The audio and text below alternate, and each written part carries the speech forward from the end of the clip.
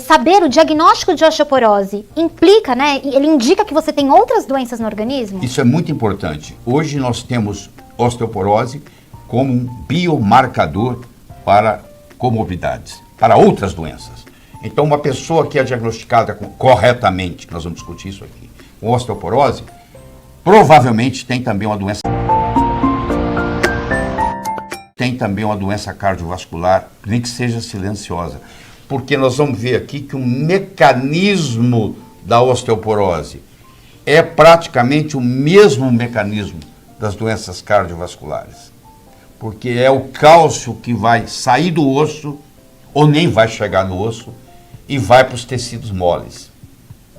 Porque o cálcio, dependendo do tipo de cálcio, eu estou me referindo ao cálcio inorgânico, ele não tem GPS para chegar no osso, para chegar no dente. E, dependendo da situação que ocorre no sangue, ele pode sair do osso, sair do dente e se depositar no cérebro, na carótida, na aorta, na coronária, na válvula cardíaca, no fígado, nos rins. Ele pode comprometer o corpo inteiro. Então, quando você tem uma osteoporose, geralmente você tem um vazamento de cálcio do osso e ele está comprometendo outras coisas. Entendeu? Não é só osteoporose, é um biomarcador, é importante, tem que ser tratado, nós vamos discutir aqui, sempre com o seu médico, porque você vai conversar isso depois com o seu médico, mas sempre tem alguma coisa a mais, entendeu? Entendi. Quando a pessoa recebe o diagnóstico de osteoporose... Ela tem que questionar outras coisas, como é que está o coração, como é que estão as artérias, porque tem cálcio que saiu do osso e foi para lá.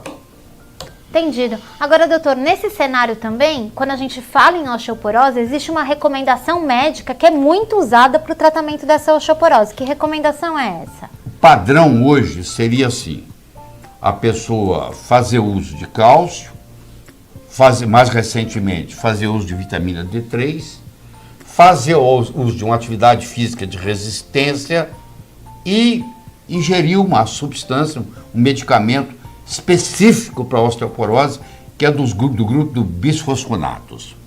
E aí vem o problema muito sério que nós vamos discutir aqui.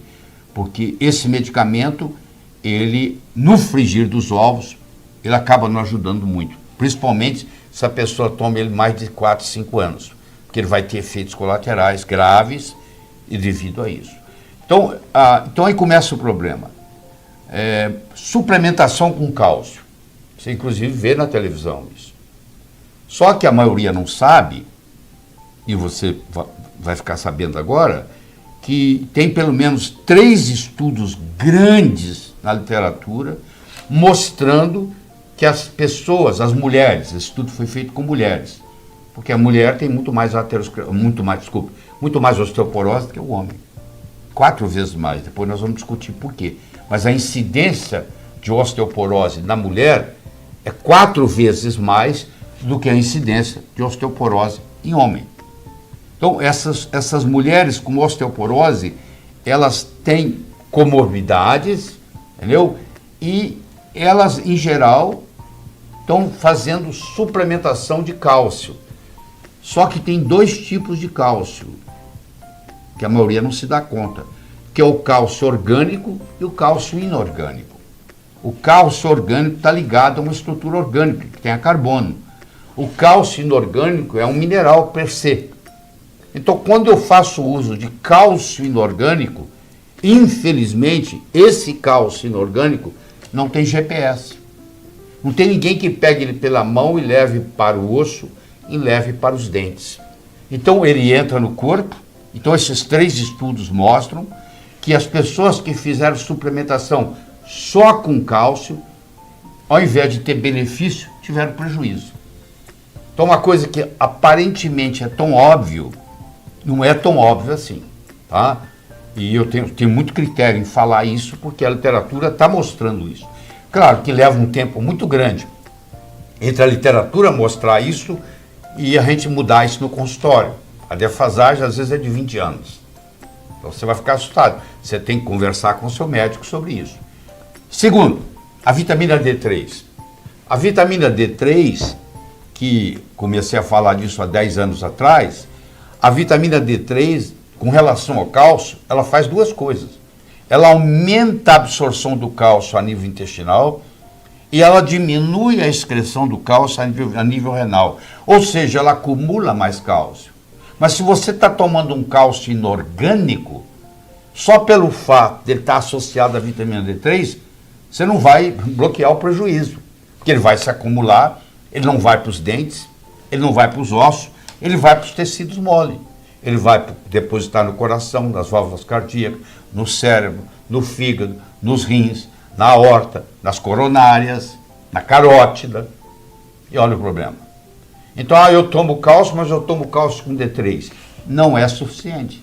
D3 ajuda, sim, de uma certa forma, o cálcio ficar no osso, depois que ele chegou lá, mas não antes. O exercício de resistência ajuda, por exemplo, atividade física de musculatura, tudo isso, que é exercício isométrico, que a gente chama.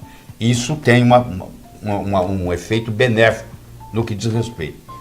E com relação aos bisfosfonatos, que tem uma lista de uns 30, eu não vou gastar aqui tempo muito com você nisso, mas eu vou falar que é do grupo dos alendronatos, os dronatos da vida, que são muitos. Eles, nós vamos ter a oportunidade de explicar aqui o mecanismo, eles aparentemente eles funcionam bem, se você levar em consideração a densidade óssea. Mas eu gostaria de falar uma frase de impacto aqui. Densidade óssea não é sinônimo de qualidade óssea. Deixar isso bem claro. Eu posso ter uma densidade óssea normal e ter osteoporose. E isso é uma grande surpresa, porque a gente vem acreditando há muito tempo que a densidade óssea era um parâmetro bom para determinar a qualidade óssea, e não é verdade. Então, os alendronatos, os bisfosfonatos da vida, eles aumentam a densidade óssea, mas depois de 4, 5 anos, esses ossos começam a ficar frágeis. Então, paradoxalmente, eles vão formar fraturas atípicas, por exemplo, do fêmur. Nossa, doutora, a gente já está quebrando aqui um monte de paradigma, né? Acho que as pessoas estão se familiarizando com o tema e já estão recebendo aqui um monte de informação. Então, vamos voltar na explicação, porque o senhor já comentou que as mulheres têm mais osteoporose do que os homens. 4 vezes mais. O cálcio foge mais do osso das mulheres? Não, a mulher tem mais osteoporose do que o homem por 3 razões principais. Primeiro, que elas têm uma massa óssea menor do que a do homem. Ela já começa num patamar diferente. O homem tem mais ossatura do que a mulher. Ele tem mais osso para perder na vida do que a mulher. Então, isso é o primeiro. Segundo, a mulher tem todo um ciclo hormonal todo mês. E tem a história da pílula e etc. Então, ela tem várias variações hormonais, principalmente quando ela chega aos 51, 52 anos de idade, que é a média brasileira da menopausa. Então, nesse período, ela perde muito osso, porque ela perde o hormônio progesterona, que estimula a produção do osso, e ela perde mais de 50% do hormônio estrogênio, estradiol, mais especificamente, que inibe a degradação do osso. Então, quando você perde a progesterona, que chega praticamente a nível 0 depois da menopausa, e você perde o estradiol, que estava inibindo a degradação do osso, você tem uma perda muito grande óssea. E o terceiro fator é a longevidade, porque uma mulher vive, em média, mais ou menos 8 anos a mais do que o homem.